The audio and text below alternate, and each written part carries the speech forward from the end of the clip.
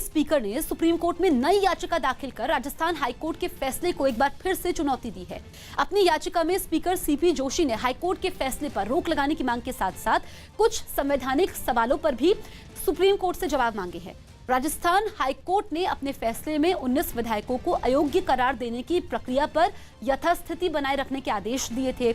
अपनी याचिका में सीपी जोशी ने कहा कि हाईकोर्ट ने स्पीकर के काम करने पर रोक लगा दी है, जो स्पीकर के अधिकारों का हनन है। इसके साथ ही याचिका में दावा किया गया है कि हाईकोर्ट के फैसले में सुप्रीम कोर्ट के ही पुराने फैसलों और संविधान के प्रावधानों को नजरअंदाज किया गया है। पंजाब सरकार ने मिठाई दुकानदारों से मास्क मुफ्त देने की अपील की। पंजाब के सीएम अमरिंदर सिंह ने मिठाई और राखी बेचने वाले दुकानदारों से ग्राहकों को मुफ्त में मास्क देने की अपील की। मुख्यमंत्री ने 2 अगस्त से मिठाई और राखी की दुकानें खोलने की इजाजत दे दी थी। मध्य प्रदेश के गुना में कुछ लोगों ने मुख्यमंत्री के लिए हवन किया और उनके जल्द ठीक होने की कामना की। कोरोना होने के बाद से सीएम शिवराज सिंह चौहान अस्पताल में भर्ती हैं। हमारे नेता जल्दी स्वस्थ हों, ऐसी मैं हनुमान जी के चरणों में कामना करता हूं। अमेरिका के ह्यूस्टन में एक छोटा विमान हादसे का शिकार हो गया। इस हादसे में 2 लोग घायल हो गए, जिन्हें इलाज के लिए अस्पताल में भर्ती करवाया गया। वेस्टइंडीज के खिलाफ तीसरे टेस्ट मैच में जीत के साथ ही इंग्लैंड ने आईसीसी वर्ल्ड टेस्ट चैंपियनशिप में तीसरा स्थान हासिल कर लिया। भारत 360 अंकों के साथ इस सूची में टॉप पर है, जबकि ऑस्ट्रेलिया 296 अंक लेकर दूसरे स्थान पर है। 34 साल बाद देश की नई शिक्षा नीति को मंजूरी दे दी गई, जिसके लागू होते ही स्कूल और कॉलेज की पढ़ाई में बड़े बदलाव होंगे।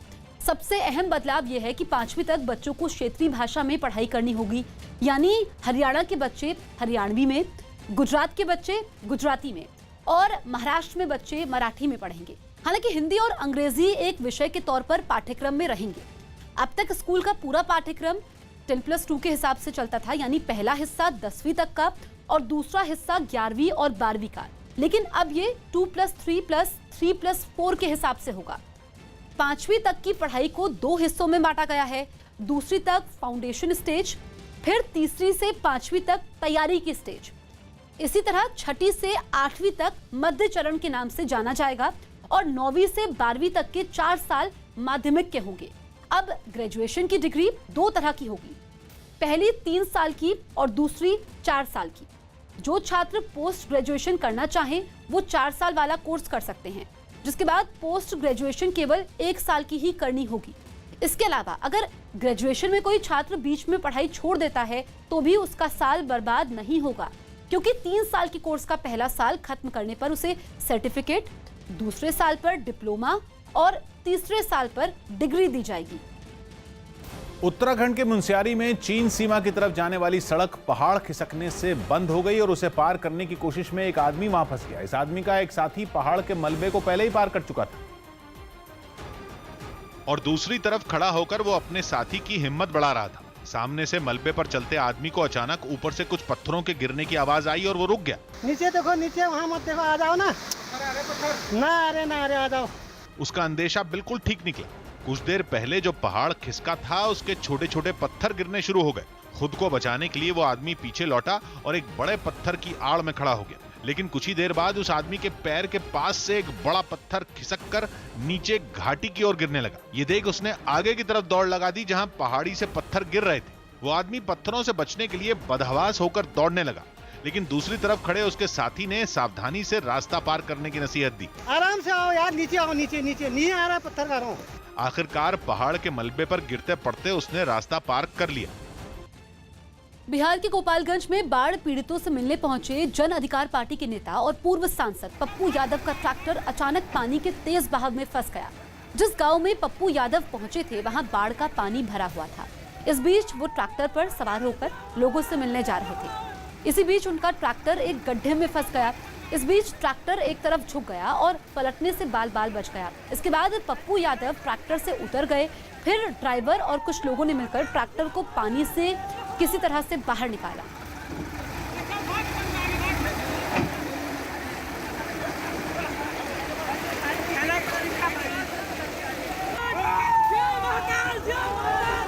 देश की सरहदों का रक्षक रफाल आखिरकार देश की जमीन पर पहुंच गया। फ्रांस से हुए 36 रफाल के सौदे के तहत 5 रफाल अंबाला में उतरे।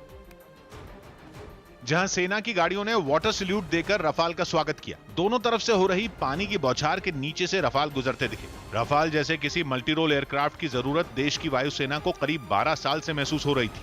भारतीय वायुसेना का रफाल का इंतजार आज उस वक्त खत्म हो गया जब रफाल फाइटर एयरक्राफ्ट अंबाला के एयरबेस पर लैंड हुए। करीब 3 बजे अंबाला के आसमान में रफाल की गरज सुनाई देनी शुरू हुई। थोड़ी ही देर में कैंट एरिया के आसपास आसमान में रफाल उड़ते हुए भी दिखे। 1 घंटे में 2000 किलोमीटर से ज्यादा दूरी तय करने वाले रफाल के पहिए हवाई पट्टी पर पूरी शान से पड़े। इससे पहले भारत की सीमा में पहुंचते ही रफाल का स्वागत करने वायुसेना के सुखोई विमान पहुंच गए। पहले 5 रफाल की फॉर्मेशन आसमान में दिखाई दे रही थी, लेकिन 2 सुखोई के जुड़ने के बाद 7 एयरक्राफ्ट शान से आसमान में उड़ते दिखाई दिए। रफाल के भारत की जमीन पर उतरते ही प्रधानमंत्री ने भी ट्वीट कर देश को बधाई दी और रफाल का स्वागत किया। संस्कृत में लिखे ट्वीट में प्रधानमंत्री ने लिखा कि राष्ट्र की रक्षा से बड़ा पुण्य, संकल्प और यज्ञ कुछ और नहीं हो सकता। क्योंकि सीमाओं पर बने हुए तनाव की वजह से इस वक्त रफाल का भारत को मिलना बेहद अहम है। भारत ने अपनी जरूरत के हिसाब से रफाल में 6 बदलाव भी कराए हैं, जिनमें 3 अहम हैं। सबसे अहम है हेलमेट माउंटेड डिस्प्ले। इसका मतलब यह है कि रफाल उड़ रहे पायलटों को उसके हेलमेट पर ही, रफाल को उड़ा रहे पायलटों को उनके हेलमेट पर ही सारी जानकारियां दिखा देगा। इसका फायदा यह होगा कि अगर पायलट को दाएं या बाएं किसी लक्ष्य को देखने के लिए गर्दन घुमानी भी पड़े तो भी उसकी नजरों से अहम जानकारियां नहीं हटेंगी। दूसरा बदलाव रडार वार्निंग रिसीवर का है, जिसके जरिए दुश्मन के रडार में आने की चेतावनी पायलट को पहले ही मिल जाएगी। इसका फायदा यह होगा कि दुश्मन के लिए रफाल को निशाना बनाना नामुमकिन भी हो जाएगा। और तीसरा अहम बदलाव डेटा रिकॉर्डिंग से जुड़ा है। भारत को मिले रफाल में किसी भी उड़ान की 10 घंटे की रिकॉर्डिंग की सुविधा है, जिससे किसी भी घटना की जांच में या फिर ट्रेनिंग में मदद मिलेगी। दिल्ली में होटलों का अस्पताल की तरह इस्तेमाल अब नहीं होगा। दिल्ली में अब कुछ होटलों का बतौर अस्पताल इस्तेमाल नहीं होगा, क्योंकि वहां पर अब तक एक भी कोरोना मरीज भर्ती नहीं हुआ था। कुछ महीने पहले राजधानी में कोरोना मरीजों की संख्या बढ़ने के बाद इन होटलों को कोरोना केयर सेंटर में तब्दील किया गया था, ताकि वहां कोरोना मरीजों का इलाज हो सके। आज स्थिति बेहतरी की ओर है, तो हालातों के और केजरीवाल सरकार के 5 हथियारों की सफलता के मद्देनजर, कोरोना रूपी राक्षस को ध्वस्त होते देख उसके मद्देनजर सरकार ने यह फैसला लिया है। यूपी के बिजनौर में मामूली विवाद के बाद 2 पक्षों में गोलीबारी हो गई, जिसमें 2 लोगों की मौत हो गई, जबकि 1 आदमी घायल हो गया। पुलिस दोनों पक्षों के खिलाफ केस दर्ज कर आरोपियों की तलाश में जुट गई। अभी दोनों पक्षों के लोग भागे हुए हैं। तहरीर थाने में प्राप्त होनी शेष है। पुलिस टीमें अभियुक्तों को गिरफ्तार करने के लिए लगी हुई है। बेंगलुरु में कई आशा कार्यकर्ता फिर सड़क पर उतरी और सरकार के खिलाफ प्रदर्शन किया। इनकी मांग है कि इन्हें हर महीने 12,000 रुपए वेतन दिया जाए। We are also bothered about our life, and this 12,000 rupees what we are asking, sir. Actually, it is achievable. It's not difficult also. घरेलू क्रिकेटर रजत भाटिया ने क्रिकेट के हर फॉर्मेट से संन्यास ले लिया। वो आईपीएल में भी खेल चुके हैं। रजत भाटिया ने अपने क्रिकेट करियर में 112 फर्स्ट क्लास मुकाबले खेले, जिनमें उन्होंने 49.10 की औसत से 6,482 रन बनाए। यही नहीं, उन्होंने 137 विकेट भी हासिल किए। उत्तराखंड में भारी बारिश और बाढ़ के बीच फंसे लोगों को बचाने के लिए सेना की मदद ली गई। पिछले कई दिनों से लगातार हो रही बारिश और जमीन खिसकने से उत्तराखंड के कई जिलों में हालात बिगड़ गए हैं, जिसके बाद पिथौरागढ़ जिले में लोगों को बचाने के लिए सेना के जवानों की मदद ली गई। एक उफनते हुए बरसाती नाले को पार करने के लिए सेना के जवानों ने नाले के दोनों तरफ रस्सी बांधी और फिर एक ड्रम में लोगों को बिठाकर दूसरे किनारे तक पहुंचाया। लोगों के साथ ही सेना के जवानों ने कई बच्चों को भी इसी तरह उफनते नाले के दूसरी तरफ भेजा। चमोली जिले में भी लगातार हो रही बारिश ने लोगों की जान मुश्किल में डाल दी। बारिश के पानी के साथ बहकर आए मलबे की वजह से कई सड़कें बंद हो गई। एक जगह पर तो अचानक आए मलबे ने एक बस को ही अपनी चपेट में ले लिया। मलबे में फंसी बस धीरे धीरे खाई की तरफ खिसकने लगी, जबकि कुछ लोग मलबे को हटाकर बस को बाहर निकालने की कोशिश करते हुए भी नजर आए। कुछ देर बाद मलबा हटाने के लिए एक मशीन भी बुलाई गई और काफी कोशिश करने के बाद बस को सुरक्षित बाहर निकाल लिया गया। बिहार के बाढ़ प्रभावित जिले दरभंगा में प्रशासन के रवैये से नाराज लोगों का गुस्सा फूट पड़ा। बाढ़ की वजह से सड़क किनारे रह रहे इन लोगों ने प्रशासन पर उनकी पूरी तरह अनदेखी का आरोप लगाया और प्रशासन की तरफ से बाढ़ प्रभावित लोगों के खाने के लिए जो खिचड़ी भेजी गई, उसे भी लेने से इनकार कर दिया। जिस ट्रैक्टर ट्रॉली में वहां खाना भेजा गया, कुछ लोग उसे घेर कर खड़े हो गए और उन्होंने खाना लेकर पहुंचे लोगों से बहस शुरू कर दी। हंगामा कर रहे लोगों ने आरोप लगाया कि एक तो उन्हें वक्त पर खाना नहीं मिल रहा और जो मिल भी रहा है वो खाने लायक नहीं है। कल में खाना हम लोग को नहीं दिया, 48 घंटा पर आज खाना आया है। बाढ़ प्रभावित लोगों के लिए खाना लेकर पहुंचे एक सरकारी कर्मचारी ने भी लोगों की शिकायत सुनी और जल्द उसे दूर करने का भरोसा दिया। इनकी मांगे जो है वो जायज है कि अगर इनको अच्छा खाना मिलेगा तो शायद ये लोग विरोध नहीं करेंगे। आप ये मानते हैं? हम मानते हैं और कल से इस तरह की कोई शिकायत यहाँ नहीं होगी। दरभंगा में लोगों के इस हंगामे की वजह से काफी देर तक सड़क पर ट्रैफिक जैम रहा। और इसी तरह का ट्रैफिक जैम बिहार के मुजफ्फरपुर में भी देखने को मिला। वहां भी एक बाढ़ प्रभावित इलाके में कुछ लोगों ने प्रशासन के रवैये पर नाराजगी जताई और सड़क के बीचों बीच रेत के कट्टे और बांस के डंडे रखकर ट्रैफिक जैम कर दिया। हालांकि वहां की सड़कों पर पानी नजर नहीं आया, लेकिन कुछ इलाकों में 3 से 4 फीट तक पानी दिखा। कुछ मकान तो पहली मंजिल तक पानी में डूबे नजर आए। लोगों ने आरोप लगाया कि उनके घरों में कई फीट तक पानी घुस चुका है, लेकिन प्रशासन की तरफ से कोई भी उनकी सुध लेने नहीं पहुंचा। हालांकि मुजफ्फरपुर के पास जिन इलाकों में बाढ़ से हालात ज्यादा खराब हैं, वहां से लोगों को सुरक्षित निकालने के लिए एनडीआरएफ ने अभियान भी चलाया। नावों की मदद से एनडीआरएफ ने कई लोगों को सुरक्षित बाहर निकाला। जहाँ पानी आ रखा है वहाँ हम लोग गए हैं। हमने हर घर को बताया कि बाहर निकलना चाहता, आ जाइए आप लोग बाहर। बिहार के 11 जिले बाढ़ की चपेट में आ चुके हैं और एनडीआरएफ का बचाव अभियान मुजफ्फरपुर के अलावा बाकी जिलों में भी चल रहा है। बिहार के रक्सौल में बाढ़ का पानी थोड़ा कम जरूर हुआ है, लेकिन लोगों की मुश्किलें अभी खत्म नहीं हुई है। बाढ़ का पानी कम होने के बावजूद अभी भी सड़कों, बाजारों और यहाँ तक कि घरों में पानी भरा हुआ है। इसकी वजह से अब यहाँ पर पीने के पानी की दिक्कत शुरू हो गई है। हैंडपंप से निकलने वाला पानी भी अब साफ नहीं रह गया है। इसके अलावा पानी के साथ आसपास गंदगी फैली हुई है, जो कि महामारी को दावत दे रही है। बताया गया कि बाढ़ का पानी कम होने में अभी कई और दिन लग सकते हैं। ऐसे में यहाँ के लोगों को खाने के सामान के साथ साथ साफ पानी की भी दिक्कतों का सामना करना पड़ रहा है। दक्षिण कोरिया में मूंछों पर जारी विवाद के बीच आखिरकार अमेरिका के राजदूत को अपनी मूंछें मुड़वानी पड़ गईं। अमेरिकी राजदूत हैरी हैरिस की मूंछों के स्टाइल पर वहां का एक वर्ग नाराजगी जता रहा था और ये विवाद गरमाने के बाद आखिरकार उन्होंने अपनी मूंछें मुड़वा ली। राजदूत हैरी हैरिस ने इसका एक वीडियो भी पोस्ट किया, जिसमें वो एक सैलून में अपनी मूंछों को साफ करवाते नजर आए। हालांकि इसके पीछे उन्होंने मूंछों की वजह से मास्क पहनने में होने वाली दिक्कतों का हवाला दिया।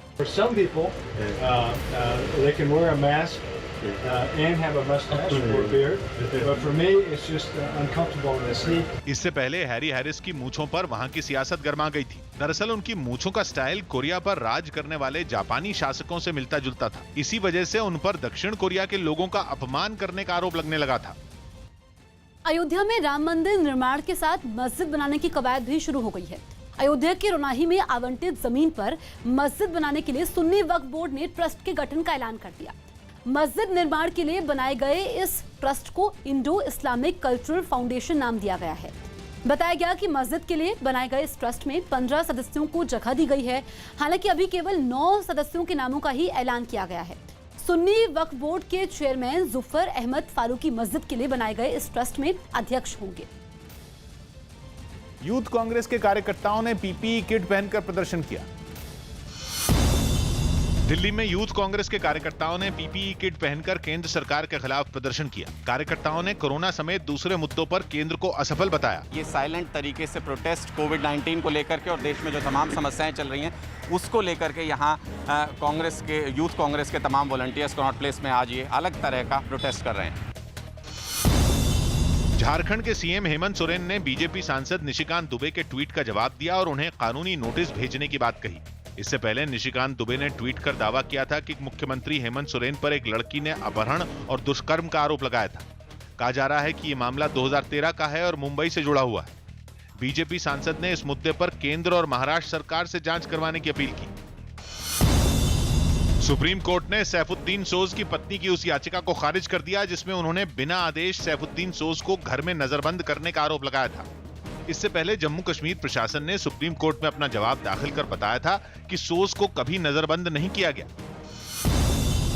यूपी के बहराइच में एक तेज रफ्तार बस तालाब में पलट गई। इस हादसे में करीब 15 लोग घायल हो गए, जिन्हें इलाज के लिए अस्पताल में भर्ती करवा दिया गया। फिक्सिंग से जुड़ी जानकारी पाकिस्तान क्रिकेट बोर्ड से छिपाने के दोषी उमर अकमल को थोड़ी राहत मिली। उन पर लगे 3 साल के प्रतिबंध को घटाकर 18 महीने कर दिया गया। यानी अब अकमल पर अगस्त 2021 तक ही प्रतिबंध रहेगा। बिहार के सीतामढ़ी में एक महिला ने एक मनचले की जमकर पिटाई की। आरोप है कि यह शख्स पिछले कई दिनों से महिला को परेशान कर रहा था। आखिरकार परेशान महिला ने उसे पकड़ लिया, उसकी पिटाई शुरू कर दी। पहले तो महिला ने चप्पलों से पिटाई की, फिर एक डंडे से उसे पीटने की कोशिश करने लगी, लेकिन इसी बीच एक शख्स ने उसके हाथ से डंडा लिया। इस बीच पिटने वाला शख्स महिला से माफी भी मांग रहा था।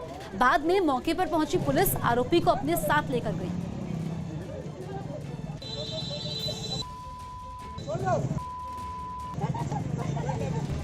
राजस्थान में विधानसभा सत्र बुलाने के मुद्दे पर राज्यपाल से जारी टकराव के बीच मुख्यमंत्री ने शक्ति प्रदर्शन किया। ये मौका राज्य में कांग्रेस के नए अध्यक्ष गोविंद सिंह डोटासरा के पदभार संभालने का था, जिसे मुख्यमंत्री अशोक गहलोत ने अपने शक्ति प्रदर्शन के लिए चुना और अपने समर्थक विधायकों के साथ समारोह में शामिल हुए। अशोक गहलोत मंच पर राजस्थान कांग्रेस के नए अध्यक्ष गोविंद सिंह डोटासरा के साथ बैठे और सभी विधायक उनके सामने एक साथ बैठे नजर आए, जिनमें कई विधायकों ने विक्ट्री साइन भी दिखाया। यही नहीं, कार्यक्रम खत्म होने के बाद जब अशोक गहलोत बाहर आए तो उन्होंने गाड़ी में बैठने से पहले वहां मौजूद कांग्रेस कार्यकर्ताओं का हाथ हिलाकर अभिवादन किया और अपने हाव भाव से ये संकेत दिए कि उनकी सरकार को कोई खतरा नहीं है। अशोक गहलोत पहुंचे, विधायकों के साथ यहाँ पर पहुंचे, इस वक्त नारेबाजी कर रहे हैं कांग्रेस के कार्यकर्ता नेता और ये संदेश देने की कोशिश कर रहे हैं कि कांग्रेस सचिन पायलट के साथ नहीं, उनके साथ है। इससे पहले गहलोत समर्थक सभी विधायकों को होटल से कड़ी सुरक्षा के बीच बसों में बिठाकर समारोह में लाया गया और ये संदेश देने की कोशिश की गई कि विधायक और पार्टी गहलोत के साथ हैं। इस बीच राजस्थान के सियासी संग्राम की अहम कड़ी सचिन पायलट ने गोविंद सिंह डोटासरा को ट्वीट करके बधाई दी। हालांकि इस ट्वीट में उन्होंने इशारों में पार्टी में मेहनत करने वालों के साथ अन्याय होने की बात भी लिख दी। 15 अगस्त की परेड में शामिल होने वाले सेना और पुलिस के अफसरों को क्वारंटीन कर दिया गया। कोरोना से सुरक्षा के लिहाज से लिए गए इस फैसले के मुताबिक 15 अगस्त की परेड में शामिल होने वाले तीनों सेनाओं और दिल्ली पुलिस के अधिकारी क्वारंटीन रहेंगे। इसके अलावा इन अधिकारियों के ड्राइवर और कुक समेत परेड ट्रेनर और बाकी स्टाफ भी क्वारंटीन किए गए हैं। ये सभी लोग केवल परेड रिहर्सल और इससे जुड़ी तैयारियों में हिस्सा लेंगे। साथ ही 15 अगस्त तक परेड में शामिल हर सरकारी गाड़ी को रोजाना सैनिटाइज करने का भी आदेश दिया गया है। चीन के शंघाई में नदी को साफ करने वाला एक रोबोट बनाया गया। 5G तकनीक से लैस ये रोबोट कुछ घंटों में ही लंबी नदी से कचरा अलग कर सकता है। और सामने आई तस्वीरों में ये रोबोट नदी पर बहते हुए उसकी सफाई करता नजर आया। इस रोबोट के कैमरे में जैसे ही पानी में तैरती एक बोतल रिकॉर्ड हुई, ये उसकी तरफ गया और उसे अपने कूड़ेदान में जमा कर लिया। बड़े कूड़े के साथ ये रोबोट छोटे से छोटे कचरे को भी साफ करने में माहिर दिखा, क्योंकि ये नदी पर जहां जहां चला वहां पानी इसके अंदर लगी जाली में छनता नजर आया और उसमें मौजूद पत्ते और दूसरा कूड़ा उसमें जमा हो गया। इस रोबोट को बनाने वाली कंपनी के मैनेजर ने बताया कि ये 6 घंटे चार्ज करने पर 8 घंटे तक लगातार काम कर सकता है। 以后的话能够解决2个劳动力以上的人力。 रिमोट कंट्रोल से चलने वाला ये रोबोट 8 घंटे में नदी के करीब 30,000 वर्ग मीटर के इलाके को साफ कर सकता है। इसमें कैमरा और सेंसर भी लगे हैं, जिससे ये नदी में अपना रास्ता खुद तय कर लेता है। बांग्लादेश में बाढ़ से जूझ रहे लोगों की परेशानी कम होने का नाम नहीं ले रही। बांग्लादेश में अब तक बाढ़ की वजह से 35 से ज्यादा लोगों की मौत हो चुकी है, जबकि 64 में 26 जिले पूरी तरह से बाढ़ की चपेट में आ गए हैं, जिनमें मुंशीगंज भी शामिल है, जहां के एक गांव में लोगों की आंखों के सामने एक मकान उफनती नदी में समा गया। वहां से सामने आई एक तस्वीर में पूरा इलाका पानी में डूबा नजर आया। सड़कों का नामो निशान तक मिट गया। एक आदमी तो नाव के जरिए मकानों के बीच से ही गुजरता दिखा, जबकि कई लोग घरों में पानी भर जाने की वजह से ऊंची जगहों पर चले गए। एक बार मन करे दिन मध्य एक बार खाली खाए ना खाए की सोना। मुंशीगंज की तरह सिराजगंज से भी जो बाढ़ की तस्वीरें आई, उनमें चारों तरफ पानी ही पानी नजर आया। जमीन का नामो निशान तक नहीं दिखा। सैलाब की वजह से सड़कें नदियों में तब्दील हो गई। वहां से आई एक तस्वीर में एक महिला नाव पर बैठकर खाना बनाती दिखी, जबकि उसके पास ही कुछ लोग पानी के बीच पलंग पर बैठे दिखे। लोगों की मुश्किलें यहीं खत्म नहीं हुई। अपने सामान के साथ मवेशियों को बाढ़ में डूबने से बचाने के लिए भी उन्हें काफी जद्दोजहद करनी पड़ी। अमेरिका की न्यूयॉर्क सिटी में लोगों को गर्मी से बचाने के लिए प्रशासन ने अनोखा तरीका निकाला। वहां आग बुझाने के लिए सड़क किनारे लगे पानी के 300 पाइप लोगों के लिए खोल दिए गए। न्यूयॉर्क सिटी में तापमान 30 डिग्री सेल्सियस के पार चला गया है, जो वहां के लिहाज से काफी ज्यादा है। इसलिए पानी के जो पाइप आग पर काबू पाने के काम आते हैं, उन्हें लोगों को झुलसाती गर्मी से राहत देने के लिए खोलने का फैसला किया गया। जैसे ही पाइप खुले, इलाके में पानी के फव्वारे चल पड़े। एक आदमी तो पानी में भीगने पहुंच गया। वो बीच सड़क पर मस्ती करता नजर आया और बच्चों की तो मौज आ गई। पानी देखकर वो इतने ज्यादा खुश हुए कि उन्होंने पाइप के इर्द गिर्द ही डेरा जमा लिया और वहीं खेलने लगे। बताया गया कि शहर के जिन इलाकों में लोगों के पास एसी नहीं है या फिर जो पूरे दिन एसी चलाकर बिजली का भारी भरकम बिल नहीं भर सकते, उन जगहों पर पानी के पाइप खोले गए। The hydrants with spray caps allow folks to just come out and keep cool. और ऐसा हुआ भी। पानी के पाइप खुलते ही लोगों ने राहत की सांस ली। राह चलता एक आदमी पानी देखकर रुक गया। उसने पानी से रुमाल भिगाया और उसे अपने सिर पर रख लिया। सीएम अशोक गहलोत के भाई पूछताछ के लिए ईडी के सामने पेश नहीं हुए। खाद घोटाला मामले में घिरे राजस्थान के सीएम अशोक गहलोत के भाई अग्रसेन गहलोत ईडी के सामने पेश नहीं हुए। ईडी ने उन्हें पूछताछ के लिए दिल्ली बुलाया था। इस केस में ईडी मनी लॉन्ड्रिंग के तहत जांच कर रही है। खबर है कि कोरोना के मामले में चीन ने भारत को अंधेरे में रखा। इस बात की जानकारी विदेश मंत्रालय ने संसद की स्थायी समिति की बैठक में दी। दावा है कि चीन में कोरोना का पहला केस 7 जनवरी को मिला, जबकि 15 जनवरी को इस बारे में भारत को जानकारी दी गई। तब तक दोनों देशों के बीच हजारों लोगों ने यात्राएं की। दिल्ली की नजफगढ़ मार्केट में बारिश का पानी भरने से नाराज दुकानदारों ने मौन प्रदर्शन किया। कारोबारियों ने आरोप लगाया कि उनकी दुकानों में लगातार बारिश का पानी घुस रहा है, जिससे उन्हें अब तक काफी नुकसान हो चुका है, लेकिन प्रशासन ने कोई सुनवाई नहीं की। अगर 5 मिनट भी बारिश होती है तो नजफगढ़ नरक बन जाता है। हमें इससे निजात चाहिए। शेन वॉर्न ने इंग्लैंड के तेज गेंदबाज स्टुअर्ट ब्रॉड की तारीफ की और दावा किया कि ब्रॉड टेस्ट मैचों में 700 विकेट ले सकते हैं। एक दिन पहले वेस्टइंडीज के खिलाफ तीसरे टेस्ट में स्टुअर्ट ब्रॉड ने 500 विकेट पूरे कर लिए। ऐसा करने वाले वो दुनिया के 7वें गेंदबाज हैं। सचिन तेंदुलकर ने सोशल मीडिया पर एक वीडियो शेयर किया जिसमें वो पौधों में पानी डालते दिखाई दिए। इसके साथ ही उन्होंने सभी लोगों को ऐसा करने के लिए प्रेरित किया। पीएम नरेंद्र मोदी ने बुधवार को बैंकों के प्रतिनिधियों के साथ अहम बैठक की। बैठक में अर्थव्यवस्था को लेकर भविष्य की रणनीति पर चर्चा की गई। बैठक में सरकार ने बैंकों से कहा कि वो छोटे व्यापारियों और किसानों को ज्यादा से ज्यादा लोन देने की कोशिश करे। इस बैठक में बैंकों के अधिकारियों के साथ वित्त मंत्रालय के बड़े अधिकारी शामिल थे। बताया गया कि सरकार की तरफ से बैठक में कहा गया कि पुराने कई बड़े लोन धारक दिवालिया हो चुके हैं या उन्हें नॉन परफॉर्मिंग एसेट घोषित किया गया है, जिसकी वजह से बैंकों को काफी नुकसान पहुंचा है। लेकिन इसका मतलब ये नहीं कि भविष्य में किसी को भी लोन देने के लिए सख्त नियम अपनाए जाए। सरकार की तरफ से यह बताया गया कि अर्थव्यवस्था को बेहतर करने के लिए लोगों को लोन मिलना जरूरी है और सरकार इसमें बैंकों की मदद करेगी। बिहार के छपरा में राहत सामग्री नहीं मिलने से नाराज बाढ़ पीड़ितों ने मुखिया और एक सरकारी अधिकारी को बंधक बना लिया, जिसके बाद वहां हंगामा मच गया। घटना तब हुई जब अधिकारी मुखिया के साथ राहत शिविर में बाढ़ प्रभावित लोगों के बीच पहुंचे थे। लेकिन तभी राहत सामग्री नहीं मिलने से नाराज बाढ़ पीड़ितों ने उन्हें बंधक बना लिया और वहां हंगामा करने लगे। घटना की जानकारी मिलते ही फौरन वहां पुलिस पहुंच गई, जिसके बाद हंगामा कर रहे लोगों को समझाने की कोशिश शुरू हुई। इस दौरान वहां कई लोग लाठी लेकर खड़े दिखाई दिए। कुछ लोग तो पुलिस वालों के साथ धक्का मुक्की करते नजर आए। बाद में किसी तरह से मुखिया और सरकारी अधिकारियों को बाढ़ पीड़ितों के चंगुल से छुड़ाया गया। मुखिया का आरोप है कि राहत सामग्री नहीं मिलने से नाराज लोगों ने उनके साथ बदसलूकी की। हमको सर गांव के लोग उठा कर ले गए और पूरे पानी में सर दिखाया गया। बाढ़ राहत शिविर में हंगामे की खबर मिलते ही वहां इलाके के विधायक पहुंच गए, जिन्होंने किसी तरह से लोगों को समझा बुझाकर मामला शांत कराया।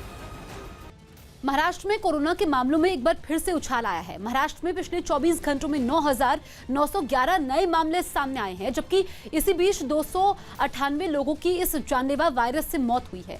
इसके साथ ही महाराष्ट्र में कोरोना से मरने वालों की संख्या 14,463 हो गई है। महाराष्ट्र में अब तक कोरोना से जुड़े कुल मामले 4 लाख के पार पहुंच गए हैं।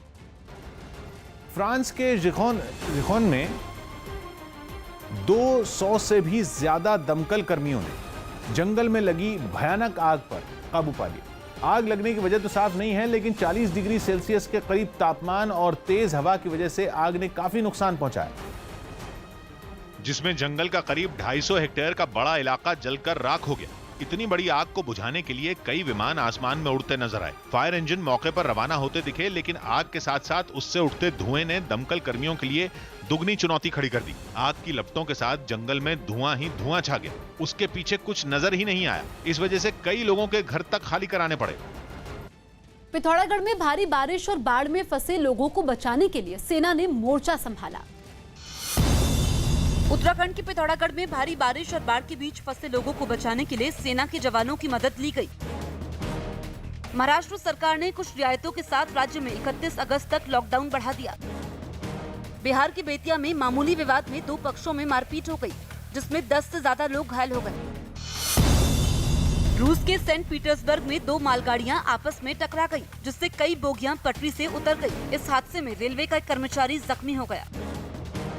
बांग्लादेश में आई भीषण बाढ़ से अब तक 35 से ज्यादा लोगों की मौत हो गई, जबकि लाखों लोग बेघर हो गए। उत्तराखंड के चमोली में पानी के साथ बहकर आए मलबे में फंसी बस को खुदाई करने वाली मशीन की मदद से बचा लिया गया। मध्य अमेरिकी देश ग्वाटेमाला में ज्वालामुखी फटने से आसपास के इलाके में लावा बहने लगा। घटना के सामने आए वीडियो में ज्वालामुखी में तेज हलचल होती दिखाई दी। खौलता लावा धमाकों के साथ ज्वालामुखी से बाहर गिरता दिखा। रात के अंधेरे में चारों तरफ सिर्फ धधकता लावा नजर आया। हालांकि वहां का आपदा विभाग ज्वालामुखी पर नजर बनाए हुए है और फिलहाल इलाके से लोगों को नहीं हटाया गया है।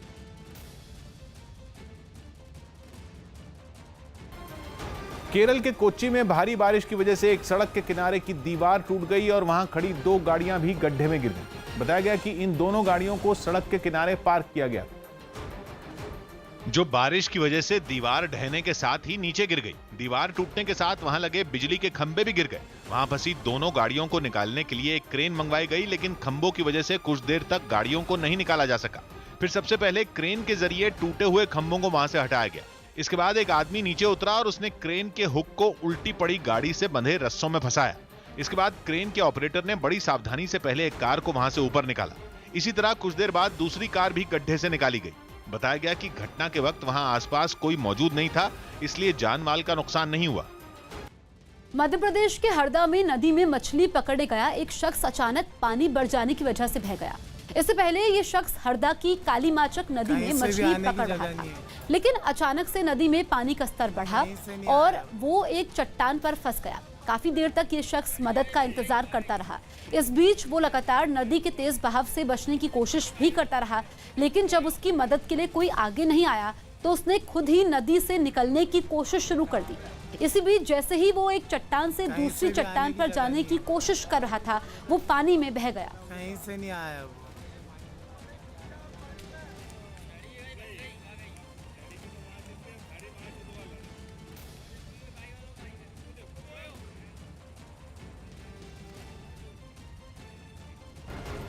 आम आदमी पार्टी के 2 विधायकों को मानहानि का नोटिस भेजा गया।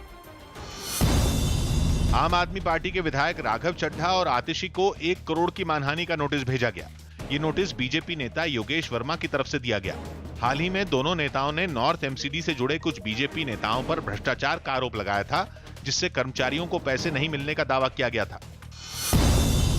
कोरोना के बढ़ते मामलों के बाद डब्ल्यूएचओ ने केंद्र सरकार को आगाह किया और पहले से ज्यादा तैयारी और सावधानी बरतने की सलाह दी। डब्ल्यूएचओ ने दावा किया कि भारत में कोरोना के केस बढ़ने के पीछे वजह यहाँ की बड़ी आबादी है। भारत में कोविड-19 के मामले बढ़ रहे हैं। इन्हें हमें देश की 130 करोड़ की आबादी के कॉन्टेक्स्ट में देखना चाहिए। वेस्टइंडीज के खिलाफ शानदार प्रदर्शन करने वाले इंग्लैंड के गेंदबाज स्टुअर्ट ब्रॉड को रैंकिंग में 7 स्थानों का फायदा हुआ और वो टेस्ट रैंकिंग में 10वें से तीसरे स्थान पर पहुंच गए। साथ ही जसप्रीत बुमराह 1 स्थान लुढ़ककर 8वें नंबर पर खिसक गए। रियल मैड्रिड के स्ट्राइकर मरियानो को कोरोना हो गया, जिसके बाद उन्होंने खुद को घर में क्वारंटीन कर लिया। अब मरियानो 8 अगस्त को चैंपियंस लीग में मैनचेस्टर सिटी के खिलाफ मुकाबले में नहीं खेल पाएंगे। लखनऊ में जबरन प्रॉपर्टी पर कब्जा करने की कोशिश में मंत्री स्वामी प्रसाद मौर्य के ओएसडी कुलदीप पाल को पुलिस ने गिरफ्तार किया है। कुलदीप के साथ 3 महिला बाउंसर समेत 1 दर्जन से अधिक लोगों को भी गिरफ्तार किया गया है। आरोप है कि ओएसडी कुलदीप पाल करोड़ों की प्रॉपर्टी पर अपने साथियों के साथ कब्जा करने पहुंचे थे। इस बीच इन लोगों ने पीड़ित परिवार के घर में तोड़फोड़ की और जान से मारने की धमकी भी दी। इतना ही नहीं, कुलदीप पाल पर आरोप है कि उन्होंने पुलिस को भी देख लेने की धमकी दी। मौके पर पहुंची पुलिस ने पीड़ित परिवार की शिकायत के बाद इन सभी लोगों को गिरफ्तार कर लिया। बिहार के रोहतास में सोन नदी से रेत निकालने का अवैध कारोबार धड़ल्ले से फल फूल रहा है, और वो भी तब जब पर्यावरण से जुड़े मामलों का निपटारा करने वाली एनजीटी ने 3 महीनों तक रेत निकालने पर रोक लगा रखी। लेकिन इसके बाद भी नदी से रेत निकालने का अवैध कारोबार धड़ल्ले से चलता दिखा। वहां से जो तस्वीरें सामने आई, उन्हें देखकर ऐसा लगा ही नहीं कि नदी से रेत निकालने पर रोक लगी है। एक तस्वीर में नदी किनारे कई ट्रैक्टर अवैध रूप से रेत ले जाने के काम में जुटे दिखे। इसी तरह की एक दूसरी तस्वीर में कई ट्रक लाइन में खड़े नजर आए, जिनमें सबसे पीछे वाले ट्रक में खुदाई करने वाली मशीन से रेत भरने का काम चलता रहा। एक तस्वीर में तो खुदाई करने वाली 2 मशीनें एक बड़े ट्रक में रेत भरती दिखाई दी।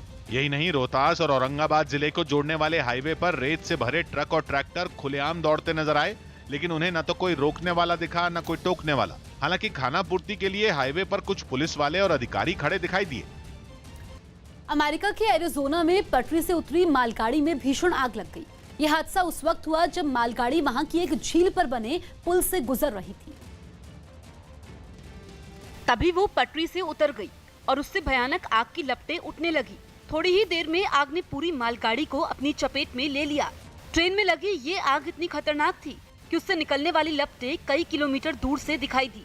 आग से निकलने वाला धुआं भी इलाके में छा गया। हादसे के बाद कई डिब्बे पुल के नीचे गिर गए, जिसकी वजह से उनमें लदे केमिकल का रिसाव होने लगा। जानकारी मिलते ही राहत और बचाव दल के लोग घटना वाली जगह पर पहुंच गए और आग बुझाने में जुट गए। फायर ब्रिगेड के कुछ लोग पास में बने एक दूसरे पुल पर चढ़ गए और वहां से इंजन में लगी आग पर पानी की बौछार करते दिखे। लेकिन इस आग को बुझाना उनके लिए भी आसान नहीं रहा और इंजन तक पहुँचने में उन्हें काफी मुश्किल हुई।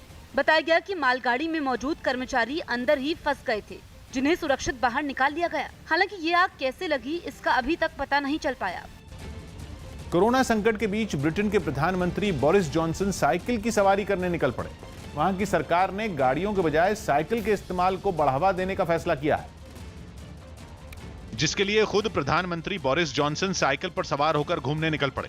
इस दौरान वो अपने अधिकारियों के साथ साइकिल चलाते नजर आए। थोड़ी देर बाद वो एक दुकान पर भी पहुंचे और वहां रखी साइकिलों के बारे में पूछताछ की। बाहर निकलने के बाद उन्होंने वहां खड़े लोगों से मुलाकात की और साइकिल का ज्यादा से ज्यादा इस्तेमाल करने की अपील की। लोग फिट रहें और सड़कों पर ट्रैफिक का बोझ भी कम हो, इसके लिए ब्रिटेन में साइकिलों को बढ़ावा देने की योजना बनाई गई है। इस योजना के तहत वहां 2 बिलियन पाउंड यानी भारतीय रुपयों में करीब 20,000 करोड़ की रकम खर्च की जाएगी। रूस में साइबेरिया के जंगलों में लगी आग अब तक बुझाई नहीं जा सकी है। दमकल विभाग के कई कर्मचारी लगातार इस आग को बुझाने की कोशिश में जुट गए हैं, लेकिन आग ने जंगल के इतने बड़े हिस्से को अपनी चपेट में ले लिया है कि उसे बुझाना काफी मुश्किल साबित हो रहा है। आग को बुझाने के लिए दमकल विभाग के कर्मचारियों ने पैराशूट की मदद से उन इलाकों में उतरे जहां पर जमीन के रास्ते पहुंचना काफी मुश्किल हो रहा था।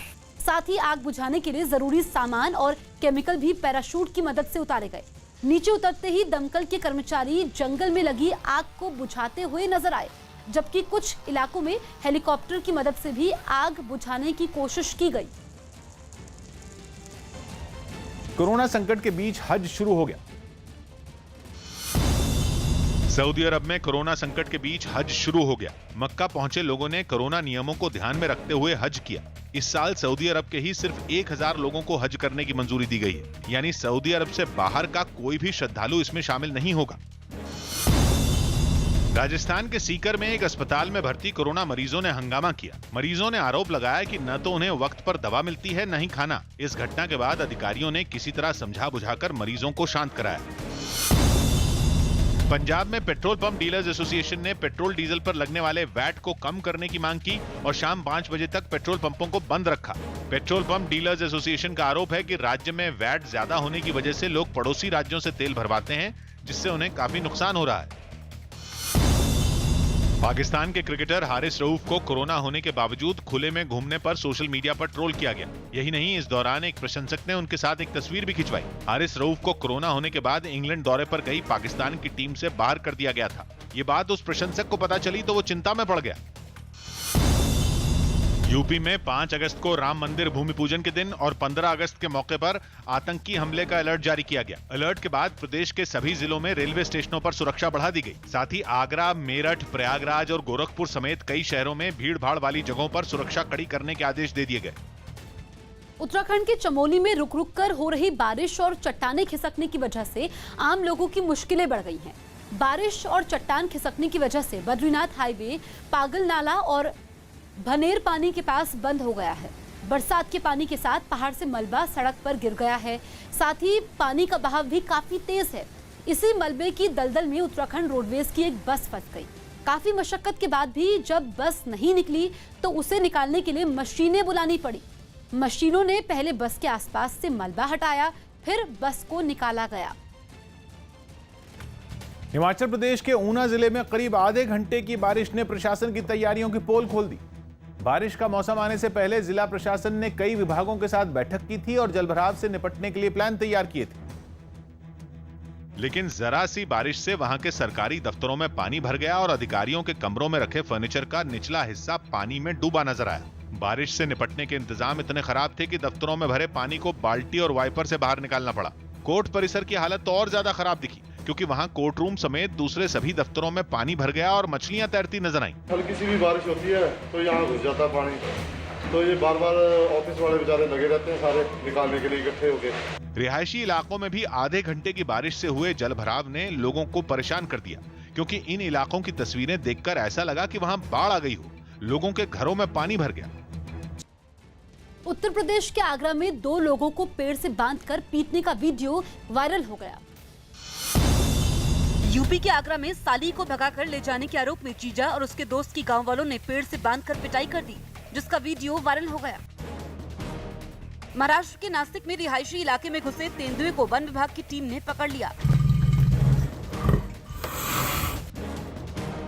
यूपी के बांदा में पुलिस ने हथियारों की तस्करी करने वाले गिरोह का पर्दाफाश करते हुए भारी संख्या में अवैध हथियार बरामद किए। बिहार के गोपालगंज में बदमाशों ने किराना कारोबारी की सरेआम गोली मारकर हत्या कर दी। इस वारदात से गुस्साए लोगों ने पुलिस के खिलाफ जमकर हंगामा किया। राजस्थान में विधानसभा का सत्र शुरू करने की कैबिनेट के प्रस्ताव को राज्यपाल ने मंजूरी दी। 14 अगस्त से विधानसभा का सत्र शुरू होगा। सुशांत सिंह राजपूत के मामले में बिहार पुलिस ने मुंबई के वर्सोवा और गोरेगांव इलाके में इस मामले से जुड़े कई लोगों से मुलाकात। क्या इस मामले में मीतू सिंह का बयान दर्ज किया गया है? नहीं, अभी नहीं किया गया और हम लोग बयान करेंगे। जो लोग होंगे सभी का बयान करेंगे। अमेरिका के सैन फ्रांसिस्को में एक बाजार की कई इमारतों में भीषण आग लग गई। बताया गया कि हादसे के वक्त उन इमारतों में 100 से ज्यादा कर्मचारी मौजूद थे। तभी आग ने एक एक कर वहां की 6 इमारतों को अपनी चपेट में ले लिया। चारों तरफ से आग की ऊंची लपटें उठने लगीं और उससे निकलने वाले धुएं ने लोगों को दहशत से भर दिया। आग उन इमारतों के हर हिस्से में फैल गई। तुरंत ही दमकल की कई गाड़ियां आग बुझाने के लिए पहुंच गईं। फायर ब्रिगेड का एक जवान हाइड्रोलिक क्रेन पर चढ़कर ऊपर से भी पानी की बौछार करता दिखा, लेकिन इस काम में कई घंटे लग गए। जब तक आग पूरी तरह बुझ पाती, इमारतों में रखा सारा सामान जलकर राख हो गया। बताया गया कि इस हादसे में करोड़ों रुपए का नुकसान हुआ। हालांकि इन इमारतों में अंदर मौजूद सभी लोगों को सुरक्षित बाहर निकाल लिया गया। जम्मू कश्मीर के नौजवानों को बरगलाने और उन्हें आतंकी बनाने के लिए पाकिस्तान ने एक नई साजिश रची है। सुरक्षा एजेंसियों की जानकारी के मुताबिक पाकिस्तान की खुफिया एजेंसी ISI जम्मू कश्मीर में मारे जा रहे आतंकवादियों के घरवालों को सम्मानित करने में जुटी है। ऐसा इसलिए हो रहा है ताकि कश्मीर में रहने वाले नौजवानों को बरगलाकर आतंकी संगठनों में भर्ती किया जा सके। खबर है कि 2 दिन पहले POK के रावलाकोट में जैश-ए-मोहम्मद के कमांडर नासिर उर्फ बाज भाई के पिता को एक सभा में सम्मानित किया गया, जिसे सुरक्षा बल के जवानों ने इसी महीने की 13 तारीख को अनंतनाग में हुई एक मुठभेड़ में मार गिराया था। उत्तराखंड के चमोली और पिथौरागढ़ समेत कुछ इलाकों में पहाड़ खिसकने से कई रास्ते बंद हो गए। वहां चमोली जिले के पीपलकोटी से भी पहाड़ खिसकने की घटना का एक वीडियो सामने आया, जिसमें पहाड़ का एक बड़ा सा हिस्सा सड़क पर गिरता दिखा, जिससे बद्रीनाथ को जाने वाली सड़क पूरी तरह बंद हो गई।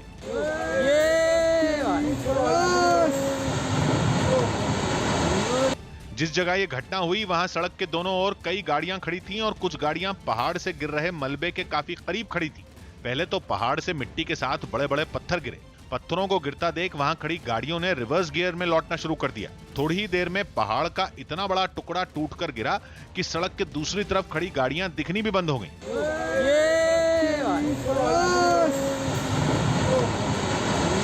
इसी तरह पहाड़ खिसकने की एक तस्वीर पिथौरागढ़ से भी सामने आई। वहां के बांगापानी इलाके में चीड़ के घने पेड़ों वाले पहाड़ का एक हिस्सा टूट गया। पहाड़ के मलबे के साथ सारे पेड़ ऐसे गिरे जैसे पहाड़ से मिट्टी पत्थर नहीं बल्कि पानी गिर रहा हो। जो लोग इस घटना का वीडियो बना रहे थे वो भी इसे देखकर डर गए और वहां से भागते हुए पीछे हो गए। राजस्थान में राजभवन में चल रहे टकराव के बीच राज्यपाल कलराज मिश्र ने 14 अगस्त को विधानसभा सत्र बुलाने की मंजूरी दे दी है। गहलोत कैबिनेट ने देर शाम राज्यपाल को विधानसभा सत्र बुलाने का प्रस्ताव भेजा था, जिसके 2 घंटे बाद राज्यपाल ने सत्र बुलाने की मंजूरी दे दी। इससे पहले मुख्यमंत्री अशोक गहलोत 31 जुलाई को विधानसभा का सत्र बुलाना चाहते थे, लेकिन राज्यपाल ने राजस्थान में विशेष परिस्थितियों और बहुमत साबित करने के लिए सेशन का प्रस्ताव लिखित में मांगा तो अशोक गहलोत सरकार पीछे हट गई थी। उत्तर प्रदेश के अयोध्या में 5 अगस्त को सरयू घाट पर दिए जलाने की तैयारियां तेज कर दी गई। राम मंदिर की आधारशिला रखने के बाद सरयू घाट पर 11,000 दिए जलाकर दीपावली मनाई जाएगी, जिसमें प्रधानमंत्री नरेंद्र मोदी भी शामिल होंगे। जिसे देखते हुए सरयू घाट और राम की पैड़ी पर प्रशासन की तरफ से तैयारियां तेज कर दी गई।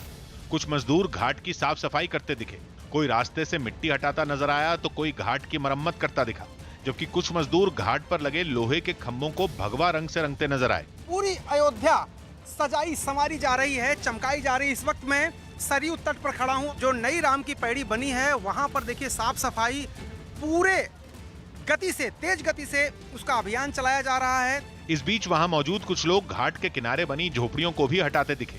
पता चला कि प्रधानमंत्री नरेंद्र मोदी सरयू दर्शन भी करेंगे, जिसकी वजह से प्रशासन ने घाट पर रहने वाले पंडितों को 30 जुलाई तक झोपड़ियों को हटाने के निर्देश दिए हैं। तो प्रधानमंत्री जी हमारे साथ सरयू पूजन करने के लिए भी आ जाएं। उस निर्देश को देखते हुए या उनके आगमन को देखते हुए हम लोग उनके स्वागत के लिए इन सब चीजों को हटा रहे हैं। राम मंदिर के भूमि पूजन और पीएम मोदी के दौरे को देखते हुए पूरे शहर को सजाया संवारा जा रहा है। हर छोटी से छोटी चीज का ख्याल रखा जा रहा है ताकि कार्यक्रम के दौरान कोई कमी बाकी न रह जाए। इसके अलावा प्रधानमंत्री के दौरे को देखते हुए सुरक्षा चाक चौबंद इंतजाम किए जा रहे हैं, क्योंकि सुरक्षा एजेंसियों को 5 अगस्त यानी राम मंदिर के भूमि पूजन के दौरान आतंकी हमले का इनपुट मिला है। खबर है कि पाकिस्तान की खुफिया एजेंसी ISI के इशारे पर आत्मघाती हमले की साजिश रची गई है, जिसे देखते हुए अयोध्या समेत आसपास के कई जिलों में हाई अलर्ट जारी किया गया है।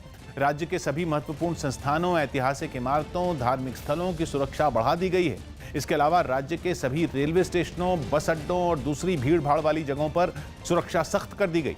खबर यह भी है कि आतंकी 5 अगस्त से 15 अगस्त के बीच किसी बड़ी वारदात को अंजाम दे सकते हैं। 1 अगस्त से शुरू होने जा रहे अनलॉक 3 के लिए केंद्र सरकार ने दिशा निर्देश जारी कर दिए, जिनके तहत 5 अगस्त से जिम और योग सेंटर खुलेंगे, जिसके लिए स्वास्थ्य मंत्रालय नियम तय करेगा, जबकि 31 अगस्त तक स्कूल और कॉलेज बंद रहेंगे।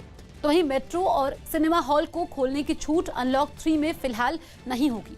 इसके अलावा सामाजिक आयोजनों पर पाबंदी पहले की तरह जारी रहेगी। हालांकि अनलॉक 3 में रात के कर्फ्यू को हटा दिया गया है। अनलॉक 3 के ये दिशा निर्देश 31 अगस्त तक लागू रहेंगे। अमेरिका से जारी तनाव के बीच ईरान ने उसके जंगी बेड़े को उड़ाने का अभ्यास किया। फारस की खाड़ी में हुए इस अभ्यास के लिए ईरान ने एक नकली विमान वाहक पोत का इस्तेमाल किया, जो काफी हद तक इलाके में तैनात अमेरिकी जंगी जहाज जैसा ही नजर आया। अभ्यास शुरू होते ही इस नकली विमान वाहक पोत पर ताबड़तोड़ हमले होने लगे। जमीन से हवा और पानी में मार करने वाली मिसाइलें दागी जाने लगी। अभ्यास के दौरान हेलीकॉप्टरों का भी इस्तेमाल किया गया। वहां उड़ रहा एक हेलीकॉप्टर मिसाइल से हमला करता दिखा। ये मिसाइल सीधा नकली विमान वाहक पोत से जा टकराई। समंदर में मौजूद नावों ने भी इस अभियान में हिस्सा लिया। इन नावों के जरिए अमेरिकी जंगी बेड़े पर हमले का अभ्यास किया गया। हमला करने के बाद ईरान के सैनिक वहां पहुंचे, जो एक हेलीकॉप्टर से उस नकली विमान वाहक पोत पर उतरते नजर आए। बिहार के मुंगेर में गंगा नदी में डूब रहे एक लड़का और एक लड़की को मछुआरों ने बचाया। बताया गया कि ये लोग एक दूसरे से शादी करना चाहते थे, लेकिन इनके परिवार वालों ने इसकी इजाजत नहीं दी, जिसके बाद ये लोग गंगा नदी में कूदे। लेकिन नदी में मछली पकड़ने के लिए गए मछुआरों की नजर इन दोनों पर पड़ी और उन्हें सुरक्षित बाहर निकाला गया। इस हादसे का एक वीडियो सामने आया, जिसमें पानी में डूब रहे लड़का और लड़की के पास नाव लेकर कुछ लोग पहुंचे। फिर एक आदमी पानी में उतरकर उन्हें पकड़ लिया। इसके बाद नाव को धीरे धीरे किनारे पर लाया गया। पानी से बाहर आने से पहले लड़की बेहोश हो गई, जिसे एक आदमी ने गोद में उठाकर नदी से बाहर निकाला। फिर उसे होश में लाने की कोशिश तेज कर दी गई। बीजेपी सांसद साध्वी प्रज्ञा ठाकुर ने पुलिस में धमकी मिलने की शिकायत की। भोपाल से बीजेपी सांसद साध्वी प्रज्ञा ठाकुर ने पुलिस में शिकायत की, जिसमें उन्होंने फोन पर धमकी मिलने का आरोप लगाया। प्रज्ञा ठाकुर ने बताया कि राम मंदिर पर उनके बयान के बाद उन्हें धमकी दी गई। मैंने FIR दर्ज करवाई है और विधर्मियों के लिए तो हम सदैव मजबूती से खड़े रहें। कोलकाता में लॉकडाउन के दौरान पुलिस ने सख्ती बरती और जांच के बाद ही लोगों को जाने दिया गया। हालांकि लॉकडाउन की वजह से ज्यादातर जगहों पर सड़कें खाली दिखाई दी। कोलकाता की सड़कें अमूमन पूरी तरह से आज खाली नजर आ रही हैं। जो भी जहां से भी आ रहे हैं लोग, उनसे जांच के बिना उनको कहीं भी आने जाने की अनुमति नहीं दी जा रही है।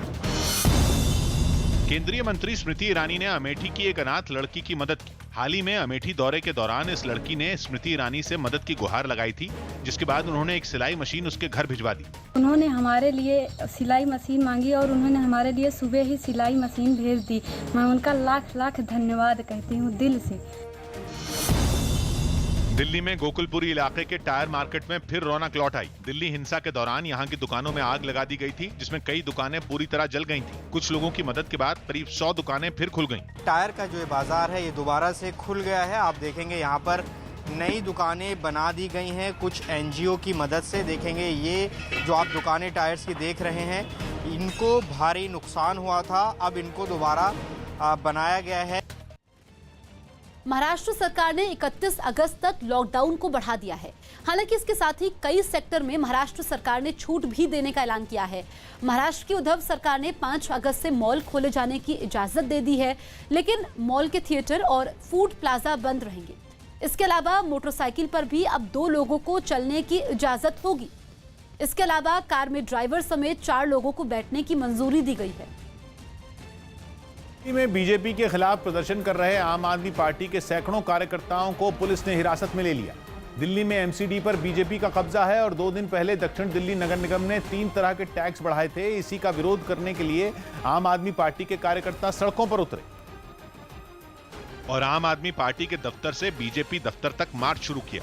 लेकिन बीजेपी दफ्तर पहुंचने से पहले ही पुलिस ने कार्यकर्ताओं को रोक लिया। काफी देर तक प्रदर्शनकारी सड़क पर ही नारेबाजी और हंगामा करते रहे। लोग आर्थिक तंगी से गुजर रहे हैं। ऐसे समय में भाजपा की एमसीडी ने दिल्ली के लोगों के ऊपर 3 नए तरीके के कर लगाए हैं। अहम बात यह थी कि इस प्रदर्शन के दौरान 2 गज की दूरी का किसी को ध्यान नहीं रहा। बड़ी संख्या में जुटे कार्यकर्ताओं को हटाने के लिए पुलिस ने कार्रवाई शुरू कर दी। पहले लाउडस्पीकर से प्रदर्शनकारियों से खुद ही हटने की अपील की गई। जब कार्यकर्ता नहीं माने तो पुलिस ने खुद ही उन्हें हटाकर हिरासत में लेना शुरू कर दिया।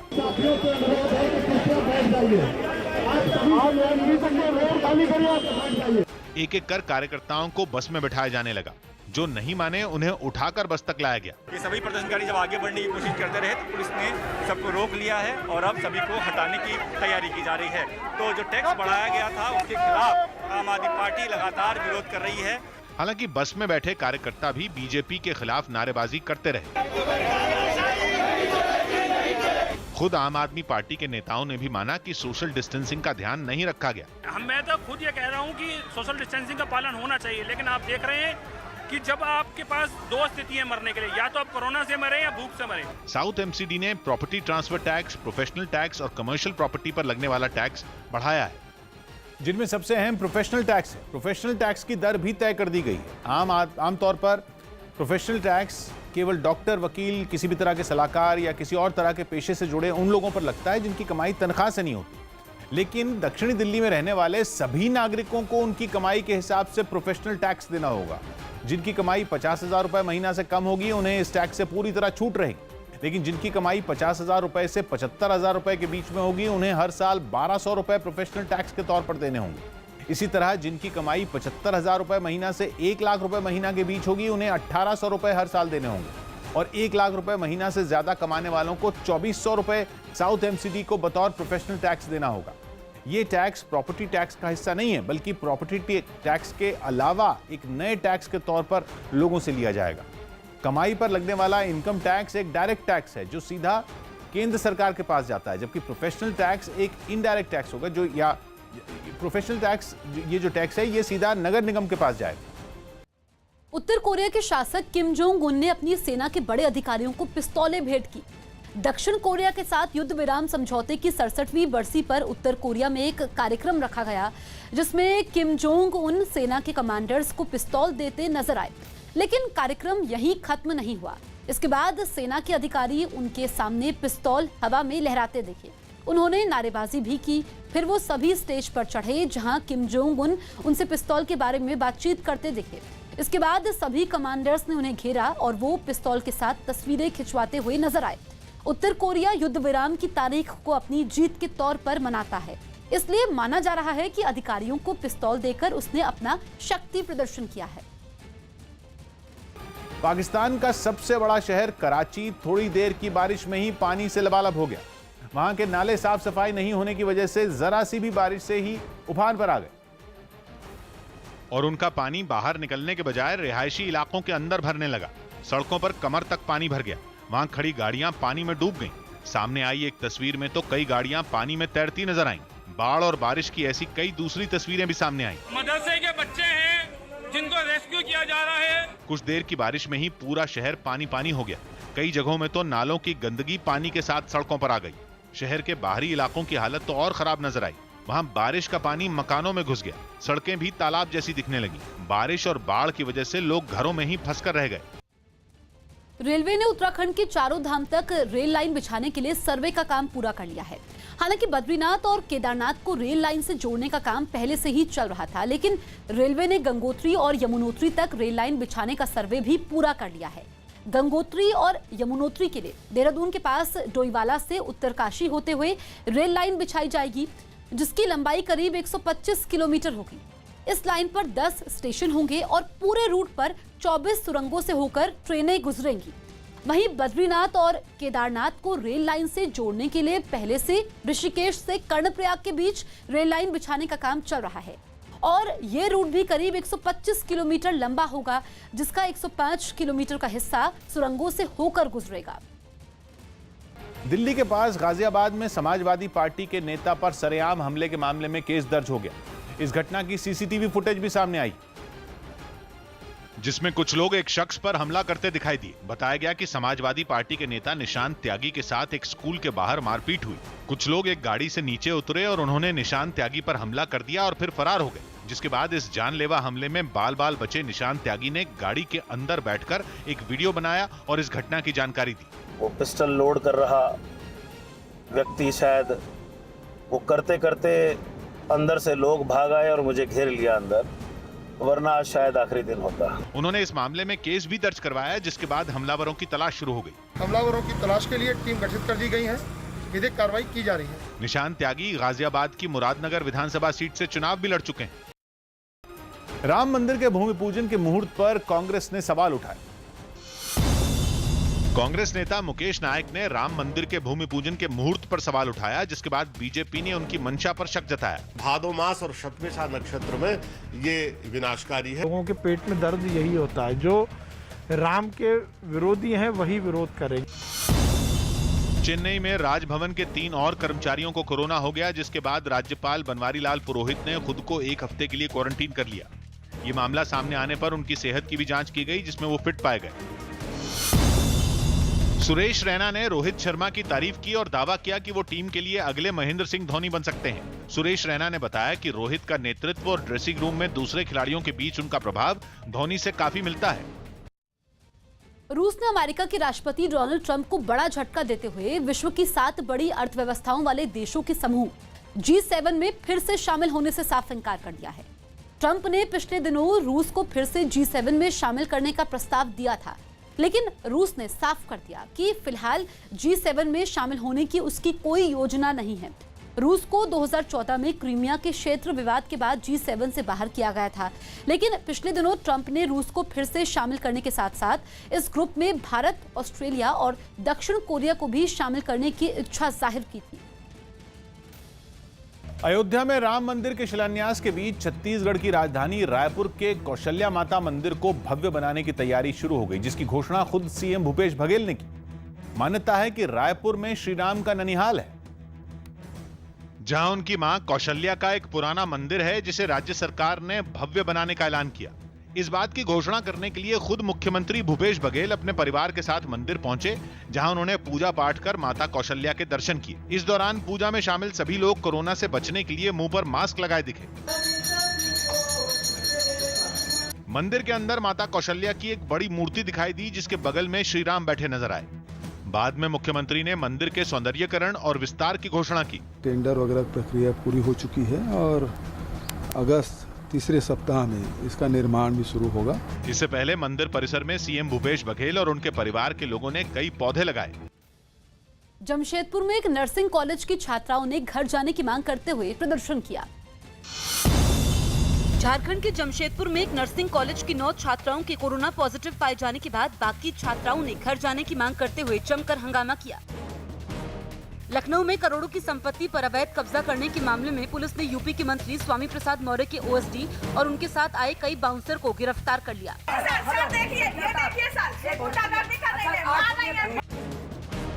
बिहार के सीतामढ़ी में एक महिला ने बदसलूकी के आरोप में एक मनचले की चप्पलों से सरेआम पिटाई कर दी। राजस्थान के श्रीगंगानगर में टिड्डियों को मारने के लिए हेलीकॉप्टर के जरिए केमिकल का छिड़काव किया गया।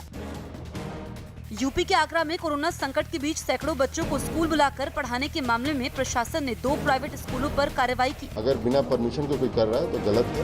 कंसर्न मजिस्ट्रेट से बोल के उस पर एक बार तहकीकात कराई जाएगी, उसके बाद आगे कार्रवाई की जाएगी। उत्तराखंड के कोटद्वार में एक मरीज के अस्पताल की 3री मंजिल से कूदकर आत्महत्या करने का मामला सामने आया। फर्टिलाइजर घोटाले में फंसे अशोक गहलोत के भाई अग्रसेन गहलोत को ईडी ने 4 अगस्त को पेश होने के लिए कहा है। बुधवार को खराब तबीयत का हवाला देते हुए अग्रसेन गहलोत पूछताछ के लिए ईडी के दफ्तर में पेश नहीं हुए थे। इसके बाद अब ईडी ने अग्रसेन गहलोत को 4 अगस्त को बुलाया है। इस बीच बताया गया कि अग्रसेन गहलोत के बेटे अनुपम गहलोत ने ईडी के सामने पेश होकर अपना बयान दर्ज करवाया है। हालांकि अनुपम गहलोत इस मामले में आरोपी नहीं है, लेकिन अग्रसेन गहलोत की कंपनी उन्हीं के नाम पर है। पिछले दिनों अग्रसेन गहलोत के कई ठिकानों पर ईडी ने छापेमारी की थी और कई दस्तावेज जब्त किए थे। सुशांत सिंह की खुदकुशी के मामले की जांच के लिए बिहार पुलिस की टीम मुंबई पहुंच गई, जिसके बाद रिया चक्रवर्ती पर कानूनी शिकंजा और कसता हुआ नजर आया। क्योंकि बिहार पुलिस ने रिया चक्रवर्ती को ही मामले में मुख्य आरोपी बनाया है। बिहार पुलिस की टीम ने मुंबई पुलिस से मामले की जांच से जुड़ी जानकारियां लेनी शुरू कर दी। अनुसंधान करने के लिए आए हैं। हमने बॉम्बे पुलिस से मदद मांगी है, ऑन प्रोसेस है, वो हमें मदद कर रहे हैं। माना जा रहा है कि मुंबई में मौजूद केस से जुड़े तमाम लोगों से मुंबई पुलिस पूछताछ करेगी। इस मामले में जो टीम है बिहार पुलिस की, वो उनकी बहन का भी बयान दर्ज करने की तैयारी में है। इसके अलावा उनके कुक और मैनेजर से भी बयान दर्ज किया जाएगा। इस बीच सुशांत के परिवार ने मुंबई पुलिस पर गंभीर आरोप लगाए कि मुंबई पुलिस, हम समझते हैं कि जो जांच करना चाहिए वो नहीं करके कुछ और कर रही थी। ठीक है, एक दिखावा टाइप से कि इनको बुला रहे हैं, उनको बुला रहे हैं। जबकि सुशांत के परिवार के वकील ने रिया से जुड़ी कुछ और जानकारियां दी। कंट्रोल उनके पास था, उनका मेडिकल रिकॉर्ड वही देखती थी, डॉक्टर के पास कहाँ ले जाएंगे वो भी वही डिसाइड करती थी। परिवार को कभी भी इन्वॉल्व नहीं किया। जब छोड़ के गई तो परिवार को नहीं बताया कि भाई आप आकर के इनका देखरेख कीजिए। अपना फोन ब्लॉक कर दिया उनके साथ। दूसरी तरफ रिया चक्रवर्ती ने सुप्रीम कोर्ट में याचिका देकर मांग की कि सुशांत से जुड़े सभी मामलों की सुनवाई केवल मुंबई में कराई जाए। और माना जा रहा है कि रिया चक्रवर्ती गिरफ्तारी से बचने के लिए अब अग्रिम जमानत के लिए भी अदालत का दरवाजा खटखटा सकती हैं। सूत्रों के मुताबिक ऐसी 4 कंपनियां हैं जिनमें रिया चक्रवर्ती और उनके परिवार के सदस्य डायरेक्टर थे। इन कंपनियों की जांच में भी शक की सुई रिया और रिया के परिवार की तरफ घूम रही। इन 4 में एक कंपनी का नाम विविड्रेज रियलिटी प्राइवेट लिमिटेड है, जिसमें सुशांत के अलावा रिया और रिया के भाई चौविक चक्रवर्ती ही डायरेक्टर हैं। लेकिन इस कंपनी का नवी मुंबई का दफ्तर इंद्रजीत चक्रवर्ती के नाम पर रजिस्टर्ड है। इंद्रजीत चक्रवर्ती रिया के पिता का नाम है, जो कंपनी में डायरेक्टर नहीं है। इस तरह के कई पेच इन कंपनियों में सामने आ रहे हैं, जिनकी जांच के लिए पुलिस अब इन कंपनियों के खाते भी खंगाल सकती है। इस बीच महाराष्ट्र सरकार की भी एक बैठक हुई। बताया जा रहा है कि इस बैठक में यह दलील दी गई कि अगर ये जांच सीबीआई को दे दी गई तो मुंबई पुलिस की विश्वसनीयता पर सवाल उठेंगे, जिसके बाद सरकार ने सुशांत सिंह केस सीबीआई को सौंपने से इनकार कर दिया। मैं बताना चाहता हूं कि सुशांत सिंह राजपूत का जो केस है उसको मुंबई पुलिस तहकीकात उसकी कर रही है और कोई भी हालत में सीबीआई को ये केस देने का कोई प्रश्न नहीं उपस्थित होता।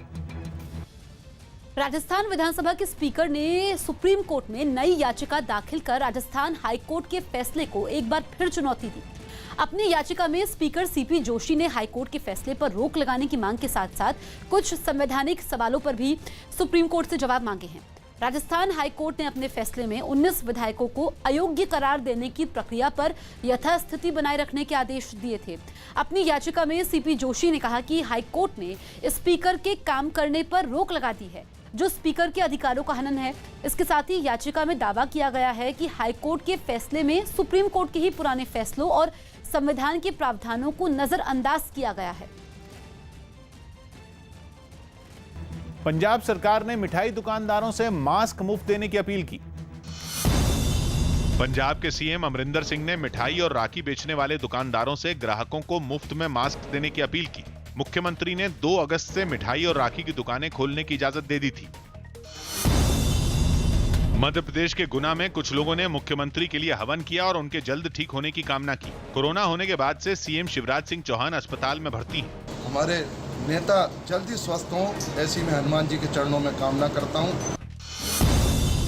अमेरिका के ह्यूस्टन में एक छोटा विमान हादसे का शिकार हो गया। इस हादसे में 2 लोग घायल हो गए, जिन्हें इलाज के लिए अस्पताल में भर्ती करवाया गया। वेस्टइंडीज के खिलाफ तीसरे टेस्ट मैच में जीत के साथ ही इंग्लैंड ने आईसीसी वर्ल्ड टेस्ट चैंपियनशिप में तीसरा स्थान हासिल कर लिया। भारत 360 अंकों के साथ इस सूची में टॉप पर है, जबकि ऑस्ट्रेलिया 296 अंक लेकर दूसरे स्थान पर है। 34 साल बाद देश की नई शिक्षा नीति को मंजूरी दे दी गई है, जिसके लागू होते ही स्कूल और कॉलेज की पढ़ाई में बड़े बदलाव होंगे। सबसे अहम बदलाव यह है कि 5वीं तक बच्चों को क्षेत्रीय भाषा में पढ़ाई करनी होगी, यानी हरियाणा के बच्चे हरियाणवी में, गुजरात के बच्चे गुजराती में और महाराष्ट्र में बच्चे मराठी में पढ़ेंगे। हालांकि हिंदी और अंग्रेजी एक विषय के तौर पर पाठ्यक्रम में होंगे। अब तक स्कूल का पूरा पाठ्यक्रम 10+2 के हिसाब से चलता था, यानी पहला हिस्सा 10वीं तक का और दूसरा हिस्सा 11वीं और 12वीं का। लेकिन अब ये 2+3+3+4 के हिसाब से होगा। 5वीं तक की पढ़ाई को 2 हिस्सों में बांटा गया है। दूसरी तक फाउंडेशन स्टेज, फिर तीसरी से 5वीं तक तैयारी की स्टेज।